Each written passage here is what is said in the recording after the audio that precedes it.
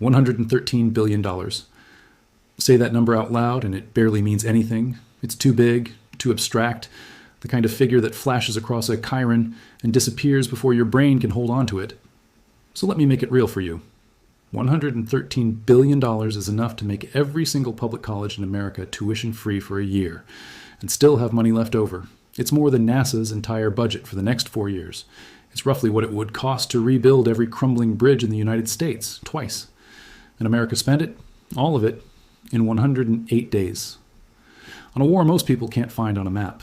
Against a country most Americans have never thought about for more than 30 seconds. And here's the part nobody in Washington wants you to sitting with. That $113 billion, that's not the final bill. That's the down payment. Because while the cameras were pointed at the missiles and the mushroom clouds and the flags, the actual cost of the Iran war was quietly detonating somewhere else entirely. In your gas tank, in your grocery bill, and a defense budget that will haunt your paycheck for the next 20 years. And by the time this video is over, you're going to understand exactly how a war that lasted less than 4 months could end up costing this country $1 trillion. Yes, $1 trillion. Stay with me, because the way the math works is genuinely staggering and almost nobody has laid it out for you the way I'm about to. Let's start at the beginning on February 28th, 2026, the day the first bombs fell. The Pentagon, standing in front of Congress, gave lawmakers a number, $11.3 billion. That, they said, was the cost of the first 6 days of the operation. Clean, contained, a quick surgical strike, in and out, mission accomplished. And if you were watching the news that week, that's the story you were sold. A fast, cheap, decisive win. But there was a problem with that $11.3 billion figure. It was, to put it generously, a fantasy. Because the way the Pentagon calculates the cost of a war is one of the great accounting magic tricks of the modern age. When they fire a missile that's been sitting in a warehouse for a decade, they don't count what it costs to replace that missile with a new one. They count what the old one cost back when they bought it. It's like crashing your car and telling your insurance company it's only worth what you paid for it in 2014. The real cost, the cost of actually replacing everything America burned through in those first days, was closer to $16 billion. And that gap, that quiet little $5 billion lie, is the thread that, once you pull it, unravels the entire story. Because here's what was really happening in those opening days. America was firing weapons at a rate nobody had planned for. To give you a sense of scale, a sense that genuinely stopped me cold when I read it, the United States fired more Patriot interceptor missiles in the first 4 days of the Iran war than it had given to Ukraine over the previous 4 years. 4 days versus 4 years. Let that sink in. These aren't cheap. Each one of those interceptors costs around $4 million. $4 million. And here's where the war reveals its cruelest piece of arithmetic. Iran was launching drones, cheap ones. Drones you can build for about $30,000 a piece. So do the math on that exchange. Iran spends $30,000 to put a threat in the sky. America spends $4 million to knock it down. That is a 130 to 1 cost ratio, and it is running in Iran's favor. Every single time one of those drones went up, America was, in effect, setting a Ferrari on fire to swat a mosquito. And Iran launched more than 2,000 drones and over 500 ballistic missiles. You're watching in real time the most expensive military on Earth get financially bled by one of the cheapest arsenals on Earth. That's not a war, that's a trap, and America walked right into it. And it wasn't just missiles bleeding away, it was aircraft. The crown jewels of American air power, some of the most expensive machines humanity has ever built. According to the Congressional Research Service, at least 42 American aircraft, manned and unmanned, were damaged or destroyed over the course of this war. 42. And some of them weren't even lost to Iran. In one of the war's most gut-wrenching episodes, America lost 3 F-15 fighter jets to friendly fire, shot down by mistake out of Kuwait, in the fog and chaos of a conflict moving faster than anyone could track. Then Iran started taking its own, an F-15, an A-10 attack plane, an MQ-9 Reaper drone, the multi-million-dollar eye in the sky.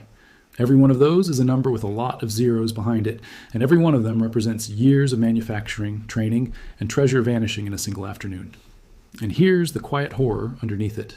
The more America lost, the more it had to replace, and the more it had to replace, the more those defense contractors' meters kept running. A war, for some people, is not a cost. It's a revenue stream. And this one was gushing. Now, the Pentagon kept updating its numbers, and watch how the story quietly shifts. 6 days in, $11 billion. Then, by the middle of May, they admitted it was around $25 billion. Then, 8 weeks in, $29 billion. And every time that number crept up, They framed it as normal, as expected, as under control. But independent analysts, people who don't answer to the Department of Defense, were looking at the same war and coming back with numbers 2-3 times higher. 50 billion, 100 billion. And the person who has arguably done the most rigorous accounting of all is a Harvard public finance expert named Linda Bilmes, who has spent her career forensically tracing what wars actually cost long after the shooting stops. And her conclusion? She said, and I want you to hear the certainty in this, that she is certain the Iran war will reach $1 trillion. Not might, not could, certain. And to understand how you get from 113 billion to a trillion, you have to understand something almost nobody talks about, that the bill for a war doesn't arrive when the war ends. The bill arrives for the next 50 years. Think about what breaks in a war. At least 20 American military installations across the Middle East were severely damaged. Bases, housing, missile defense systems. Those don't fix themselves. Somebody has to rebuild them, and rebuilding them costs billions. Then there's the inventory.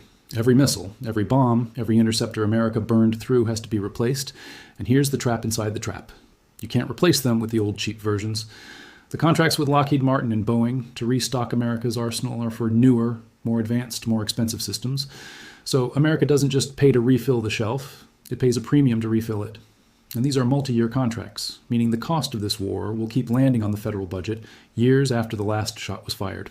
But even that isn't the number that should scare you. The number that should scare you is the human one, because 13 American service members were killed in this war. 13 families who got the knock on the door, and around 400 more were wounded. But the ones who came home are, in a brutal financial sense, the ones whose costs have only just begun, because America deployed somewhere between 50 and 56,000 troops into that region. And Bilmes points out that tens of thousands of those troops were exposed to toxins and environmental hazards, the kind that don't show up for years, the kind that turned into the burn pit crisis after Iraq and Afghanistan. Every one of those service members may be owed lifetime medical care and disability benefits. That is a cost that will still be being paid in the year 2075. When people tell you a war is over, what they mean is the cameras have left. The invoice stays open for the rest of those soldiers' lives. And I know what some of you are thinking. This is all government money. Pentagon money. It doesn't touch me. And this is the part I really need you to understand, because this is where the war reached out of the desert and put its hand directly into your pocket. Because Iran had a weapon that had nothing to do with drones or missiles. It had geography. There is a narrow stretch of water called the Strait of Hormuz, and through that one thin channel flows roughly 20% of all the oil the entire planet uses every single day. 1/5 of the world's oil threaded through a gap you could cross in a small boat. And Iran, using mines and drones and missiles, choked it, closed it to almost all traffic. And the second that strait closed, the price of oil didn't rise. It erupted. You felt it at the pump. Gas prices in America shot up faster in a single week than they had at any point since Russia invaded Ukraine in 2022. The national average climbed toward $4.56 a gallon. And it wasn't just gasoline, diesel, the fuel that moves every truck carrying every product to every store in this country, spiked too. Jet fuel jumped, which quietly raised the cost of every flight for the roughly 120 million Americans who fly each year. And then, in a twist most people never connected, fertilizer prices climbed nearly 50%.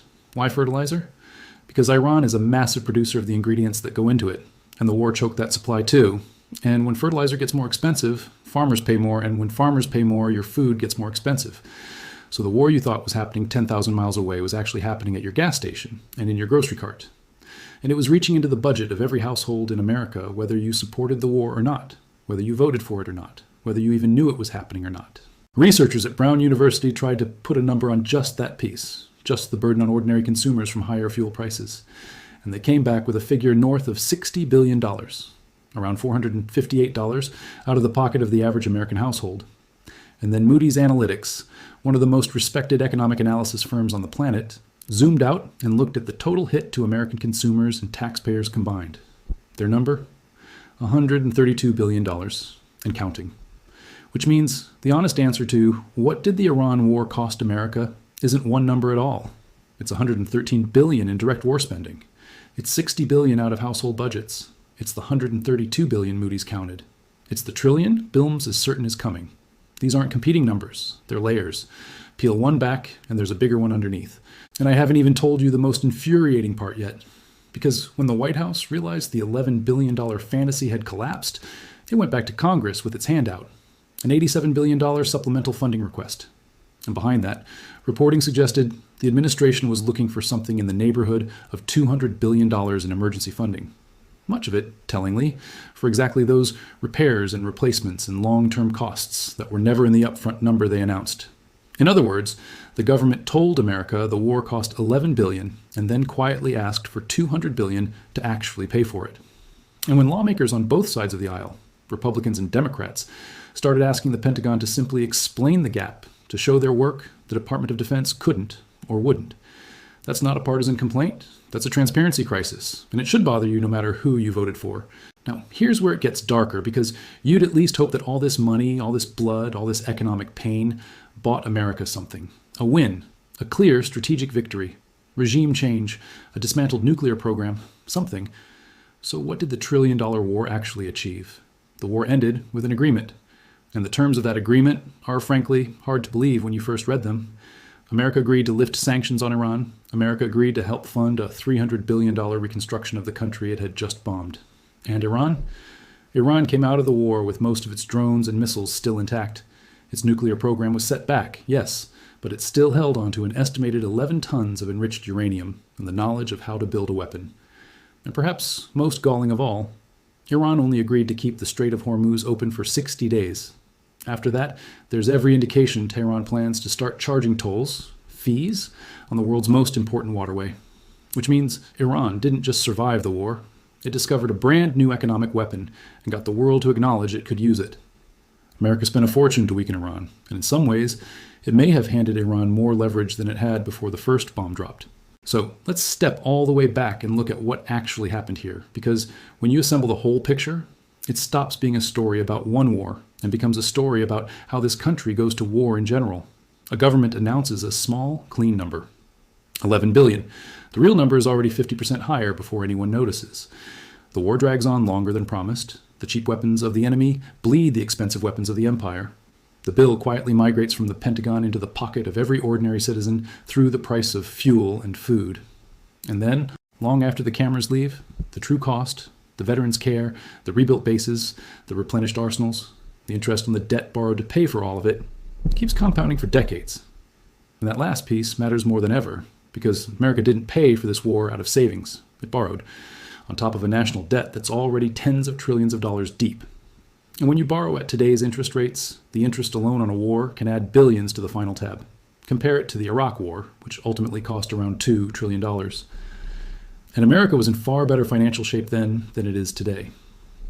We are financing a new war on a much bigger mountain of debt at higher rates, which is exactly why a Harvard expert can look at a war that only cost $113 billion in its first 108 days and say with total confidence that the real number is $1 trillion. And I think the reason this matters, the reason I wanted to walk you through every layer of it, is that the $113 billion headline is designed to be the end of the conversation. It's designed to sound big enough that you nod and shocking enough that you share it and then you move on. But it's actually the beginning of the conversation. It's the visible tip of something enormous and mostly submerged. The gas you're pumping right now is a little more expensive because of a decision made in a war room. The groceries you bought this week cost a little more because of a strait you'd never heard of. And somewhere, a 19-year-old who deployed to that desert is going to spend the rest of his life dealing with what he was exposed to there, and America will be paying that bill in the year 2070, long after everyone has forgotten why the war was fought in the first place. So the next time someone tells you a war was quick or cheap or clean, I want you to remember this number, not 113 billion, but $1 trillion. And remember that the people who start wars are almost never the ones who pay for them. That bill comes to you. It always comes to you. If this changed the way you think about what these conflicts actually cost, do me a favor and let me know in the comments what number surprised you the most. The $4 million interceptor, the 50% fertilizer spike, or the $200 billion funding request they made after telling us it only cost 11. Because there's one more piece of this story I'm working on right now, where all that borrowed money is actually coming from, and who's really lending it to America to fight its wars. And trust me, when you find out, it's going to change the way you look at the whole thing. Subscribe so you don't miss it. I'll see you in the next one.